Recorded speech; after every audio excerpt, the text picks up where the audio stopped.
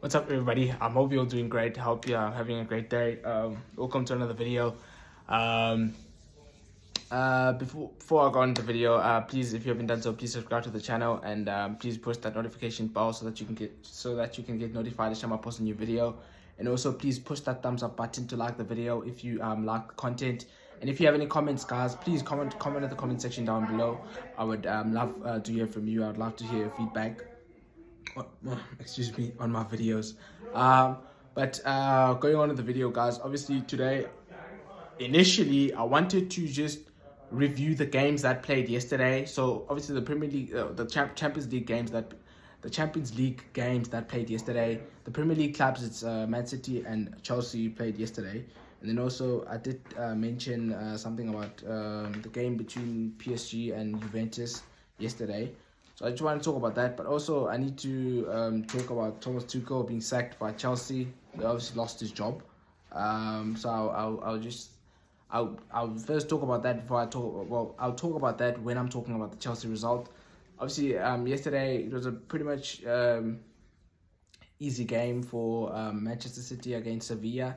I mean, I thought Sevilla at times they just didn't have enough quality going forward to cause any problems to Manchester City. I think, yeah, at times we defended situations relatively well, but I think Sevilla just didn't have enough quality going forward. And that's also as a thingy, Sevilla also haven't had a great start to their season, because in La Liga they've played 4 games and they only have 1 point. So they only have 1 point from their first 12 available. They've only taken 1 point from the first 12 available. So that's obviously a horrible start for them. Pretty much that's why yesterday was a pretty much easy game. I thought like Man City didn't really have to get out of second gear. Like they played pretty much at a pedestrian pace and they still won 4-0. So it was a pretty easy game yesterday. Pretty boring game actually. Apart from the goals, obviously, like it's always nice to watch goals. Obviously, Haaland scored 2 goals yesterday. Foden had a good performance as well. De Bruyne played well as well. Also gave a chance to Cole Palmer in the second half and Julian Alvarez, who came off the bench, and then also got a chance to rest Haaland and rest Foden and De Bruyne for that game against Tottenham on Saturday. And actually, City already have an advantage in that game because they played Tuesday. Spurs play today, like Wednesday. So Spurs have less time to prepare for that game and less time to recover for that game than Manchester City, because the game is on Saturday at 6:30 South African Standard Time or 5:30 UK time. And City basically have Wednesday, Thursday, Friday to prepare, and Spurs only have Thursday and Friday. So I guess that's an advantage if you want to call it that. But I thought it was a pretty easy game for City against Sevilla. I mean, good performance from Haaland, obviously scored 2 goals. Foden, good performance.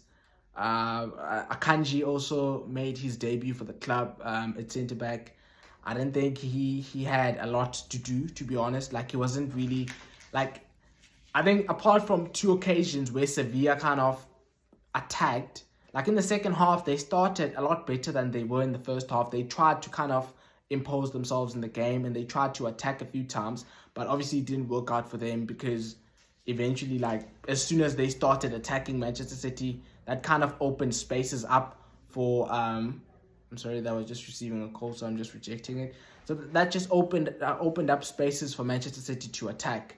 And as a result... that's why City then scored the second, the third, and the fourth goal, because Sevilla actually tried to change from the first half where they were pretty passive. They didn't really lay it love on Manchester City. They tried to go toe-to-toe with them. They tried to attack them, but then it didn't really work out for them because they then conceded goals shortly after kind of opening up their defense.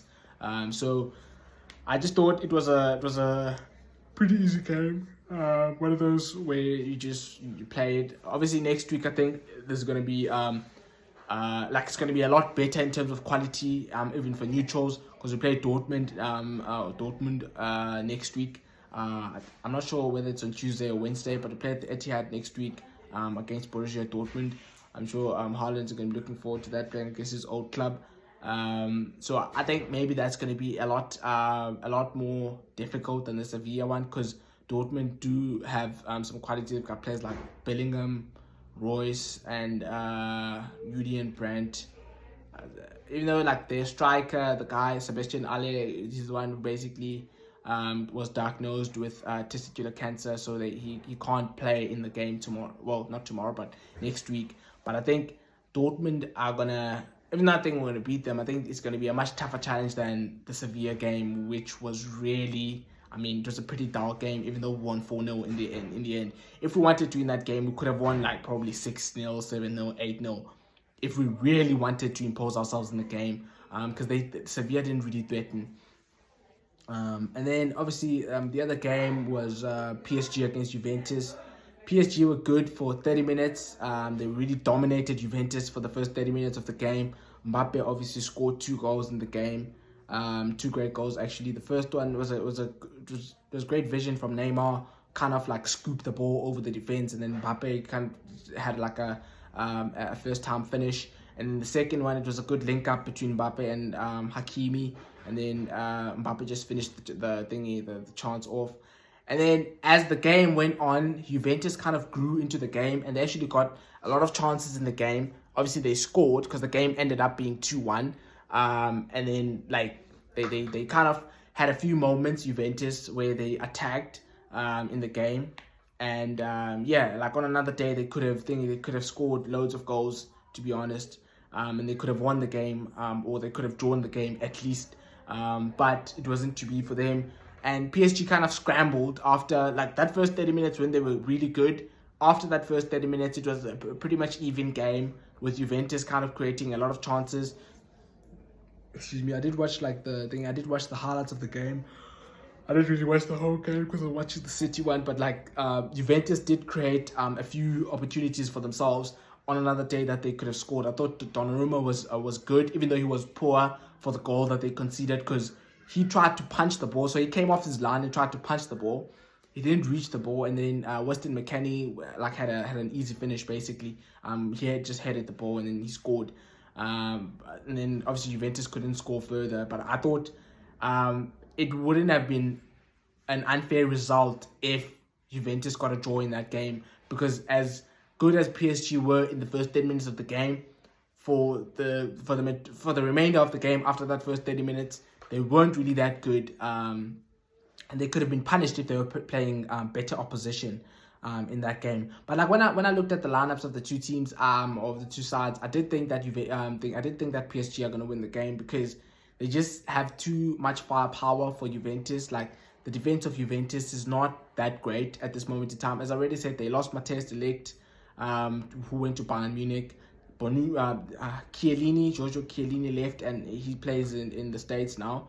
So really, like a defender there whom you would be comfortable with if he was defending for a team was Bonucci, who was playing like in the middle of the back three. The other two guys, it was Danilo and the other guy, I forgot the other guy, but I mean, if that was my team, I wouldn't be confident on that defense playing, like on the defense that played in that game, because I mean Danilo was once a right back, because I remember Danilo used to play for City as well. He played for Real Madrid, then he played for City, then he went to Juventus. Was actually bought, like he was bought by Juventus as part of a swap deal between City and Juventus with Cancelo. So City offered Juventus, I think, close to £60 million plus Danilo to get Cancelo, and then Juventus accepted that offer, and then Cancelo went to City. So Danilo used to play right back, and now he plays left-sided centre back. So I really wouldn't be confident if that was my defense, if that was my team's defense. And I thought they were gonna be carved open by Juventus, not Juventus, but PSG. Even though really, I mean, they only conceded 2 goals, so clearly maybe they're not that bad. But I just thought they were always gonna lose the game against PSG, even though they grew into the game as the game went on, and they then they scored a goal themselves, and they could have scored more goals if they were more clinical in the game. But I just thought PSG were gonna win that game, and that's how the result happened basically. And then obviously I didn't mention the Real Madrid game in my preview, so I don't think I'm not gonna mention it here. Remember I said I'm not gonna really look at all the teams that play in the Champions League. I was mainly gonna look at the Premier League sides, and I'm gonna look at other potential mouth-watering clashes. So, for example, next week Bayern Munich are going to be playing against Barcelona. I'll be talking about that game, but I'm not going to talk about Barcelona playing against Victoria Pilsen, because I don't see anything interesting about that game. First of all, I don't even know one player for Victoria Pilsen. So that's why I might not mention other teams. Like Real Madrid are playing Celtic yesterday. I don't know anything about Celtic really, so I don't see any reason why I should mention the game. Obviously, Madrid won 3-0 in the end. But yeah, so the other game, obviously, I said the other game I was looking at yesterday was the Chelsea game, because the Premier League club. So Chelsea played against Dinamo Zagreb, and I actually said I think Chelsea are going to win when I was previewing the games on Monday. I think it was. Yeah, it was on Monday. And then, obviously, Chelsea lost the game against Dinamo Zagreb. They lost 1-0. And as a result, well, I don't know if as a result, because Chelsea haven't started their season off well. They lost against Leeds United. They lost against Southampton. They were lucky to get a win against West Ham because of that stupid decision from the referees. They were lucky to get something against Everton on the opening day of the season, because they weren't that good in that game, and it was only a moment of stupidity from Everton that allowed Chelsea to score a goal, because Everton conceded a penalty on the stroke of half-time, and then Chelsea scored the penalty, and that's how they won the game. So the only game really where Chelsea were good this season was the Tottenham game, when they played against Tottenham, and they ended up drawing 2-2. All the other games, they haven't been good enough. So I think as a result of that, that's why Thomas Tuchel lost his job. Obviously, that's the breaking news today, that Thomas Tuchel has been sacked by Chelsea. The new ownership, Todd Bowley, and the other guys decided to part ways with Thomas Tuchel. Now, I did mention in my previous videos, when I was looking at the teams before the season started, so before the Premier League season started, I was looking at the different teams in terms of what are the aspirations of different teams in the Premier League. What are the aspirations of Arsenal? What are the aspirations of City, Liverpool, Man United? And I actually did do a single video specifically for Chelsea, because I thought with the money that Todd Bowley has allowed the club to spend this summer buying players for Thomas Tuchel to work with, I thought Thomas Tuchel was going to be under massive pressure going into the season, because last season they weren't good enough. Like they started last season well, and they were winning and they were hard to beat. It was very difficult to score against Chelsea last season, and then they just fell away. They just fell off as the season unfolded. They fell away, and then they ended up being out of the title race completely, because by January, I think, City were more than 20 points ahead of Chelsea. And it would basically, them and the title race were two different things, because they were never going to catch Manchester City after basically being behind Manchester City with 20 plus points. So it was a poor season from them. And then even though they went to an FA Cup final and a League Cup final, they lost those finals. And they lost against Real Madrid in the quarterfinals of the Champions League. So they didn't win any trophies last season. Obviously, they won the Club World Cup and the Super Cup, because they won the Champions League the previous season. So they were in those competitions and then they won. But in terms of the meaningful trophies that count, like the Premier League, Champions League, FA Cup, League Cup, they didn't win any of those last season. After trying to improve a team that won a Champions League title by spending £97.5 million on a striker in Lukaku, who ended up being a failure for Chelsea, because he never really, apart from the first few games he played for the club, it then kind of, it just went sour. The relationship between Lukaku and Tuchel just went sour. And it basically, the final nail in the coffin, I think, in my opinion, was that stupid interview that Lukaku did.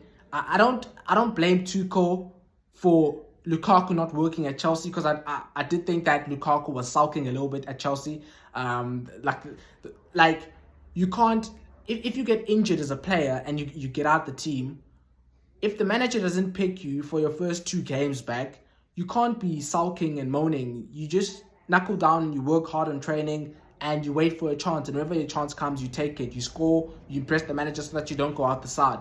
And Lukaku was sulking because Tuchel didn't play him in his first games back from injury or whatever, and he was basically saying he didn't keep his promises to me or whatever in terms of how we were going to play and all of that stuff. So I did think that Lukaku really was the main factor that resulted in him not working out at Chelsea. I don't just blame Thomas Tuchel for that, but you like on the grand scheme of things, you do look at the fact that the club spent 97.5 million pounds trying to improve the team, and that signing didn't work.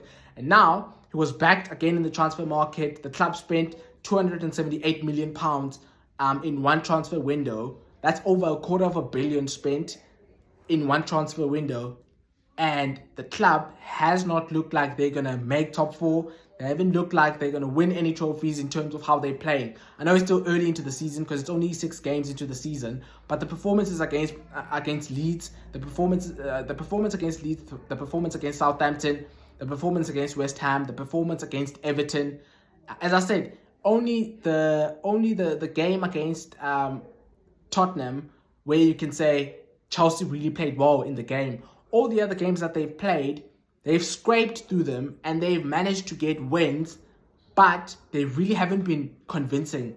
So I did say in my previous videos that Thomas Tuchel was going to be under massive pressure this season because a lot of money has been spent for him in the transfer market. He's been backed again by the owners in the transfer market, even though it's different owners to Abramovich who backed him last summer. He's been backed in the transfer market. And he has to deliver this season. He has to get closer to Manchester City and Liverpool. He can't be finishing 20 plus points behind the eventual champions after spending that amount of money. He can't, he has to win a trophy. He has to win either an FA Cup or a Champions League or a Carabao Cup.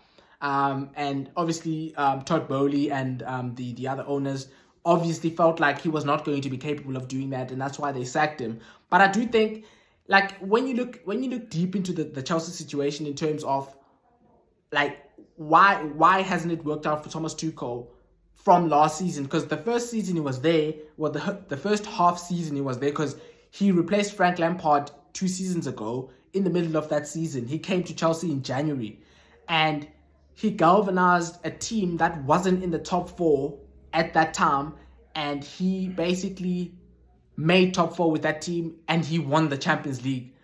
So that's very good considering the fact that he came to the club in the middle of the season. So how did it turn from Champions League winners to a team that's struggling to beat the likes of Leeds United, the likes of Southampton, the likes of Dinamo Zagreb? So how did it get to that? I think, in my opinion, I think Chelsea, Thomas Tuchel under Chelsea, how he won the Champions League and how he made the top 4 in that first half season that he had at the club was that he turned Chelsea into a team that was difficult to play against.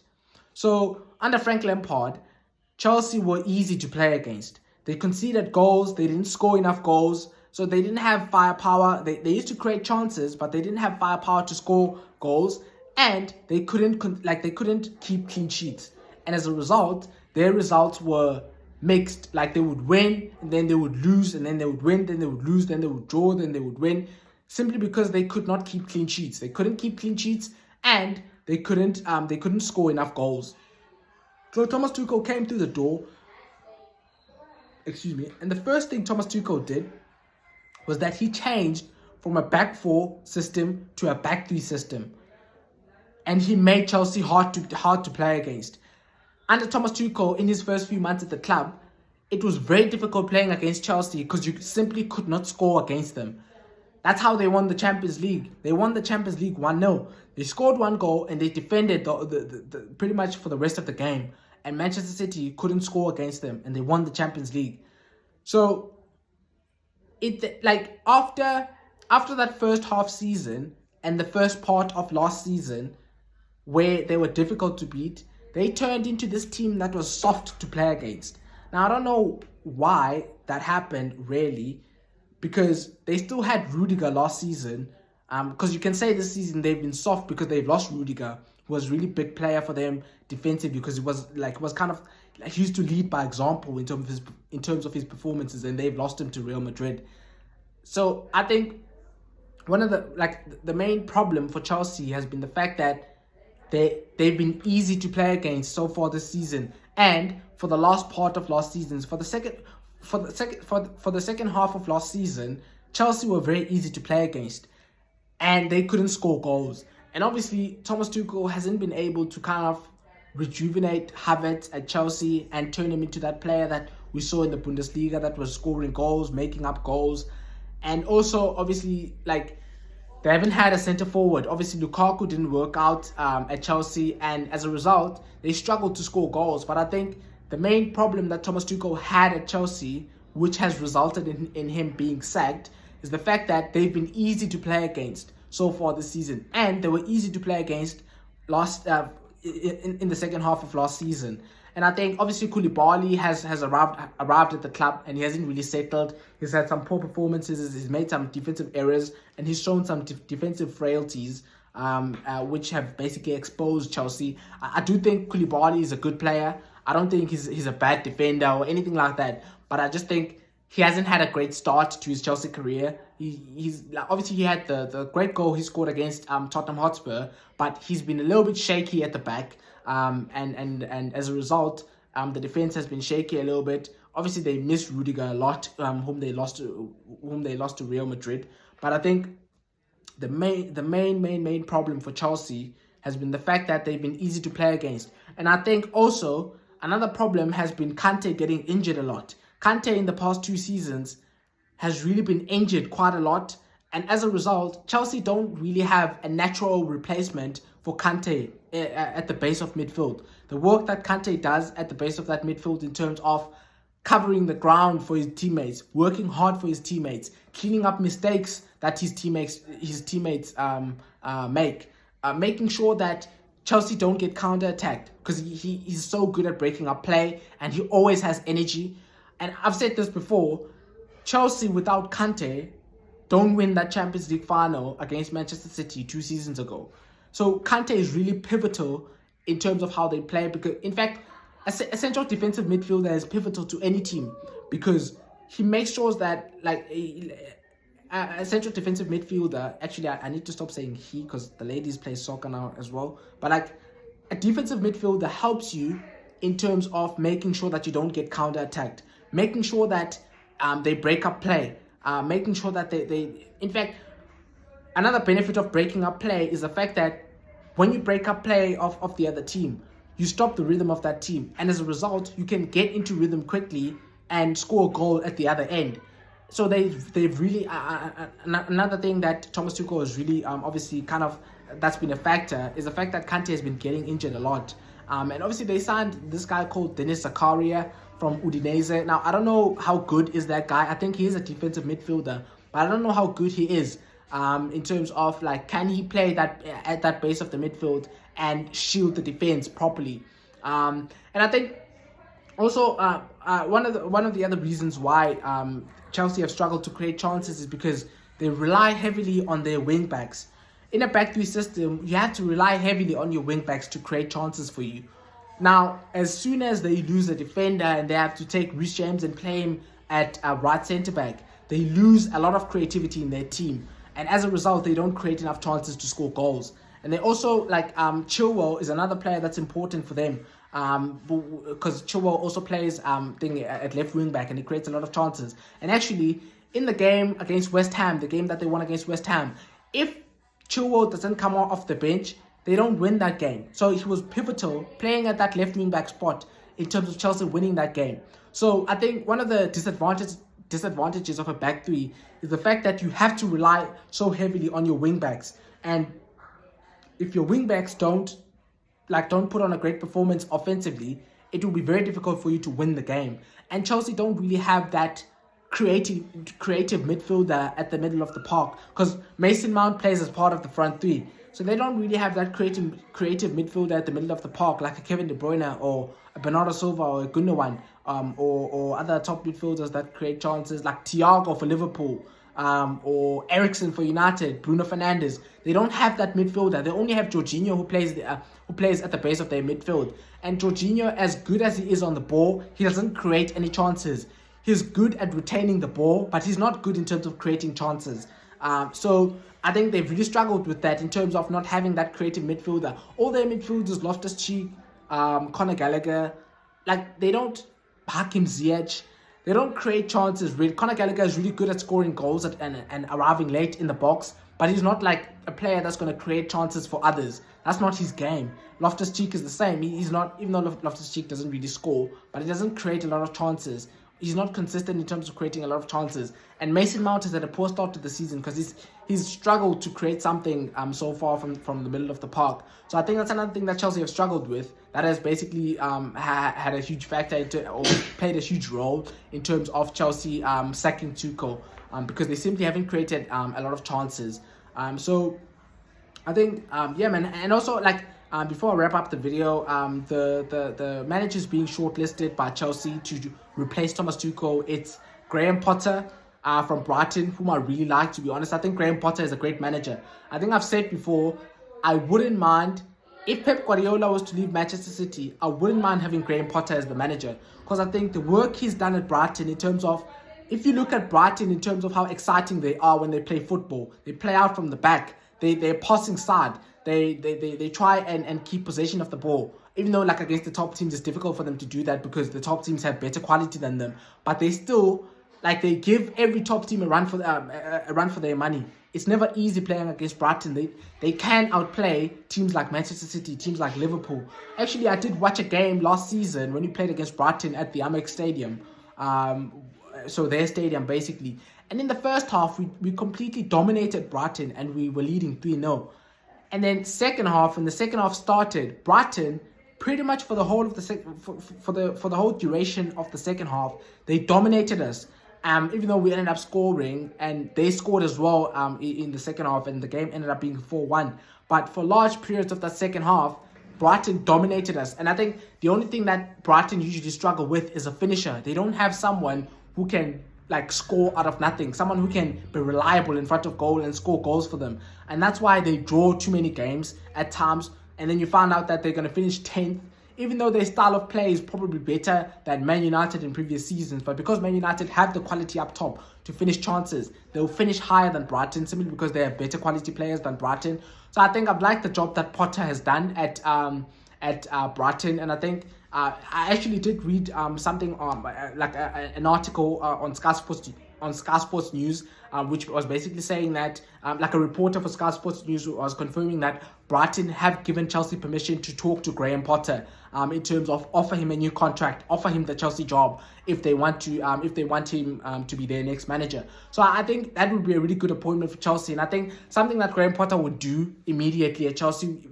he would change to a back four system because he would want to have like a lot of midfielders in the pitch, on the pitch. And I think he would probably play, like obviously Kante is a huge miss, and he would be a huge miss for him as well if he was to get the job at Chelsea. But I think ideally when Kante is fit, he would play Kante and Conor Gallagher at the base of the midfield. And the reason why you play Conor Gallagher is because he's a good player technically, and he can offer you a goal threat. If you give Conor Gallagher a license to go forward, he arrives late in the box and he gives you a goal threat basically. And I think he would then play Kai Havertz as the central attacking midfielder, play Aubameyang as the striker, and then play Raheem Sterling right wing, and play Mason Mount at left wing. Even though I think it's going to be really interesting to see how Aubameyang is gonna go at Chelsea, because Aubameyang was signed by Chelsea for Thomas Tuchel. The only reason why Chelsea signed him was because, yes, they needed a centre forward, but they also signed him because Thomas Tuchel knows him, and Thomas Tuchel has worked with him before. Now, Aubameyang has had some difficulties with other managers. An example, obviously, that will spring to mind is Mikel Arteta, because Mikel Arteta didn't want him at Arsenal, and he was the one who basically was calling for the board to kind of ship him out the door and sell him to another club. And the major reason why he didn't want him at the club was because Aubameyang has a tendency of being late. He's late for training. He's late for meetings, for team meetings. So like he's a player that he has a flamboyant personality. He's a funny guy, but like other managers are not going to tolerate someone who's going to be late for practice, who's going to be late for team meetings, all the time. And there's very few managers who are going to tolerate that. So it would be interesting to see any of the new managers with regards to Aubameyang and how the relationship between them and Aubameyang would go. And I actually did read something, I think this was a long time ago though, but I did read something that when Aubameyang was at Chelsea with Thomas Tuchel used to say to the team, like if there was a meeting scheduled for 1 o'clock, like in the afternoon, Thomas Tuchel would say in the group, like in the group chat of the team, he would say the meeting will start at 2 o'clock, even though the meeting was scheduled for 1 o'clock. And the reason why he would do that is because he knew that if he says the meeting is going to be at 1 o'clock, Aubameyang is not going to be on time. So he would then kind of say it's going to be at 2 o'clock because he knows that Aubameyang is going to think. In fact, no man, I'm not saying this correctly. So what Thomas Tuchel used to do was that if a meeting was at 1 o'clock, he wouldn't start the meeting until 1:30 or 2 o'clock because he knew that Aubameyang was going to be late. So he would say the meeting is at 1 o'clock, even though the meeting maybe is at 12 o'clock or the meeting is at 2 o'clock, because he knew that Aubameyang was going to arrive maybe at 1:30 if the meeting was scheduled for 1 o'clock. And then he would be on time for them to start the meeting at 2 o'clock. So each and every time they had a meeting, if the meeting was scheduled for 1 o'clock, he wouldn't start the meeting until 2 o'clock because he knew Aubameyang was going to be late for the 1 o'clock meeting and he would probably arrive at 1:30 or 1:45. So then he would arrive on time for them to start the meeting at 2 o'clock, even though the meeting was originally scheduled to start at 1 o'clock. Now, some managers are not going to tolerate that. Some managers are not going to compromise and just because someone struggles to be punctual. So that's going to be an interesting thing in terms of because Aubameyang has always had a reputation of arriving late for practice, arriving late for team meetings. He's not a bad egg in the dressing room. He doesn't stir trouble in the dressing room, just that he struggles with being on time. So I think that's going to be an interesting dynamic. But I think Graham Potter would be a great manager for Chelsea. And he would play an exciting style of football. I don't think he would play a back three at Chelsea simply because Graham Potter wants to play an attractive style of football. He wants to play a progressive style of football, playing out from the back. And actually, if Graham Potter went to Chelsea, I wouldn't be surprised if he dropped Mendy as his first choice goalkeeper. I'm not really sure in terms of who's better between Mendy and Kepa with the ball at their feet. But Mendy has not been good enough in the past 6 months with the ball at his feet. That error against Real Madrid in the Champions League quarterfinals springs to mind. The error against Leeds United that he made for Leeds' opening goal when they got beat 3-0 by Leeds United. Last season, he made another error against West Ham United when they were playing at the London Stadium, which led to a West Ham goal. In fact, it led to a penalty. So he made an error trying to play the ball with his feet, and then he basically he made a rash challenge on the West Ham player and he conceded a penalty, which West Ham scored from. And West Ham went on to win that game. So I would not be surprised if Graham Potter does not want Edouard Mendy as his first choice goalkeeper if he went to Chelsea, simply because he wants a goalkeeper that is able to play in a progressive style. So he wants a goalkeeper like an Edison or an Alisson, someone who can play with the ball and who's able to control the ball with their feet. So that's going to be an interesting dynamic if Graham Potter goes to Chelsea. And then the other two managers is Pochettino and Zidane. Zinedine Zidane, who just got to Real Madrid, obviously. But I'm not sure with regards to Zidane, because I've heard Zidane saying before he's not interested in coaching in the Premier League. And another barrier for him is the language, because he can't speak English. So I'm not sure how it would really work in terms of him going to coach in England, because I don't think he can speak English. Last time I checked, he couldn't. I don't know if he took some lessons or whatever, but I've heard him on the record say before he's not interested in coaching in the Premier League. So I'm not sure whether that's going to work out, but I did read on Sky Sports News that he is one of the managers that they've shortlisted as a potential replacement for Thomas Tuchel at Chelsea. And then obviously Pochettino is the other one. Obviously Zidane is a great manager because he did win 3 Champions League titles in a row with Real Madrid when he used to coach Real Madrid. Now, I don't really remember his style of play. I don't really remember those Real Madrid teams. Obviously it was when Ronaldo was still there. and Modric and Kroos were at their peak, at the peak of their powers, really, even though Modric still seems like he's at the peak of his powers, even though he's 36 now, 37, still playing at a very high level. But obviously Zidane is a great coach, but I'm not sure if he is going to be interested in coaching in the Premier League. And then obviously the other one is Pochettino. So Pochettino obviously has coached in the Premier League before, and Pochettino's stock is really low at this moment in time, and it was really damaged by that defeat to Real Madrid in the Champions League last year, when he was coaching PSG. And there was a lot of noise with regards to Pochettino and at PSG, that he wasn't happy there, he wanted to leave, and he really didn't achieve a lot at PSG. Yes, I get it that he was sacked because he wasn't good enough in the Champions League, and you always get sacked at PSG if you don't win the Champions League. But in his first season, in his first half season, because he went there when Thomas Tuchel got sacked by PSG. So he went there basically to be pretty ironic if Pochettino was to, if Pochettino replaces Tuchel at Chelsea, that would be a bit ironic basically, because he was the replacement for Tuchel at PSG when PSG sacked Tuchel. But that's just an interesting dynamic. But basically, Pochettino's stock is really low because of how he did in the Champions League with PSG last year, because he got knocked out at the round of 16 after having a 2-0 lead. I mean, I know some of you might kind of jump on me and say, but Pep Guardiola got knocked out by Real Madrid in pretty much the same fashion. But I mean, Pep Guardiola he went to the semi-finals at least. PSG were knocked out at the round of 16. Now, that's not good enough for PSG and their owners. If you get knocked out of the round of 16 of the Champions League, they will fire you, basically. So I think that wasn't good for him in terms of his stock as a manager. Obviously, he's coached at Tottenham before, and he was really good with Tottenham. He turned the side really with a group of young players like Harry Kane, Dele Alli, and those young players that Tottenham had. And he turned that team into a Champions League team, which eventually went to a Champions League final. They got close to winning the Premier League, even though they didn't win it. Leicester ended up winning the Premier League that year. And he basically went to a Champions League final and he lost. But he wasn't back really after losing that Champions League final. And then it kind of went stale at Tottenham under him. And then he was relieved by Daniel Levy basically at Tottenham. So I'm not sure with regards to him. I think I'd rather have Potter instead of Pochettino, even though really, I mean, I sound like I'm contradicting myself there, because what has Potter done in his career?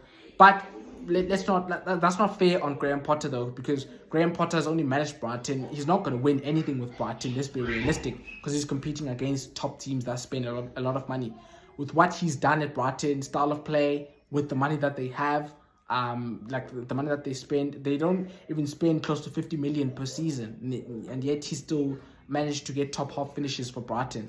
So I think Pochettino didn't really do good at PSG, because as a PSG manager, you should win everything in France. Like, if you don't win anything in France in terms of the League Cup, and all the other trophies that they have there, that's not good enough. And Pochettino only managed to win one league title and I think a League Cup in his time there. So I think that wasn't good enough for him, because in his first season, after he replaced Tuchel, he didn't win the league. Lille won the league, I think. Was it Lille? I think it was Lille. Lille won the thingy, won the league. That's not good enough for PSG. Like, to struggle to win the league as a PSG manager based on the money that they spend compared to the other clubs in France, that's not good enough. And then the next season, he managed to win a league title, but then I think he only won one league title, and I'm not sure if he won a League Cup or something. Like, he never kind of won every trophy available in France, which that's what a manager should do when he plays in the French league with PSG, with the quality that PSG have on their team. So I think Thomas Tuchel, this guy Pochettino, would really be lucky to get the Chelsea job, because I think at PSG his stock really went low, and because he simply wasn't good enough at PSG. But obviously we'll see what happens, because he did do a very good job at Tottenham Hotspur and turned a team off, like a team that was mediocre, into a Champions League team. So we'll see what happens with regards to that in terms of who Chelsea are going to hire. But that's the breaking news today, guys. Chelsea have sacked Thomas Tuchel after a run of poor form, really. losing to Leeds United, Southampton, Dinamo Zagreb. It's really not been good enough from him. But yeah, guys, if you have any comments on any of the points that I made, you can comment in the comment section below. And if you haven't done so, please subscribe to the channel. It really massively helps. And also please push that notification bell so that you can get notified each time I post a new video. And please push the thumbs up button to like the video as well. And yeah, thank you for watching the video, guys. Have a great evening.